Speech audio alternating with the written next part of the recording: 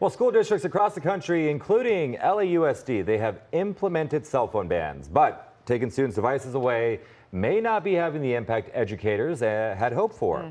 In fact, a new study by the National Bureau of Economic Research shows academics have not improved so far. Well, Thomas D. is a professor at Stanford University and one of the researchers on this study. He joins us to talk about the mixed results playing out in classrooms everywhere. Good morning. How are you, Thomas?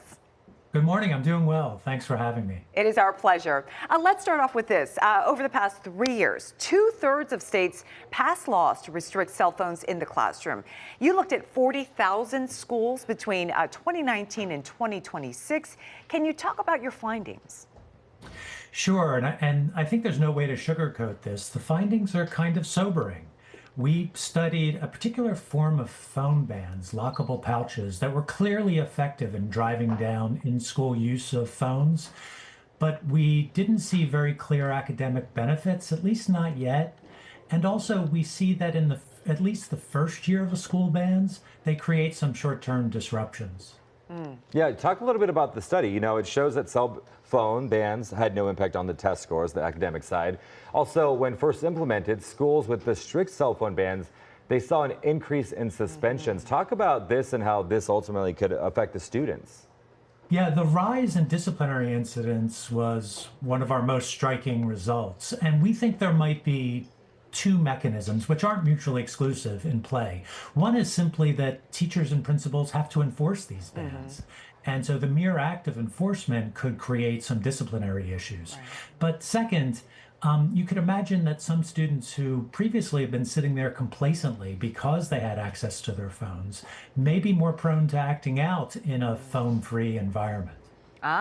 Very interesting. Never thought about it like that.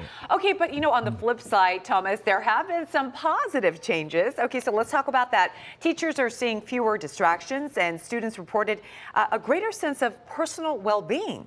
You also found that problems with student discipline faded over the years. Are these strong enough reasons for schools to keep these bans? I think so. I think as a nation, we shouldn't this initial study I think is important, but we shouldn't overreact to it as well. I think it's important that we do something that we don't commonly do, which is be patient and persistent in trying to refine our understanding of these reforms, identify best practices, and disseminate them. Because as you say, the disruptions to discipline really were only concentrated in the first year. And in that first year, we also see students' self-reports of their well-being decline. But by 3 years out, disciplinary incidents have returned to baseline, and students are actually reporting higher levels of subjective well-being. That, coupled with the fact that teachers pretty routinely report positive things they're seeing in the classrooms, are reasons to persist in trying to better understand how to implement bans well and realize their hypothesized benefits. Yeah, you got to love that, because remember, these are kids that are pandemic era kids, so they experience something most of us have not. But they say educators also saw changes in the social lives of students. They're talking to one another at lunchtime, which was rare before. Oftentimes, everyone's just down on their phone.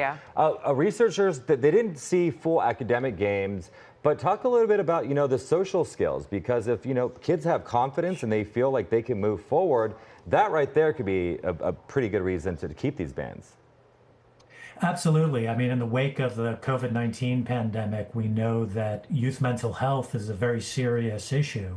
And so at least after bans persist, we're seeing some gains there. And so that's important.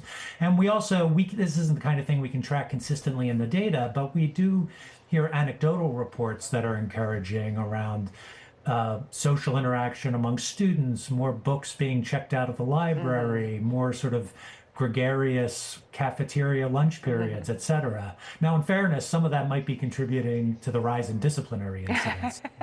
You're not wrong there. Right? Yeah, doing some shenanigans. Yeah. All right, Thomas D., thank you so much for sharing your findings. Very interesting findings here.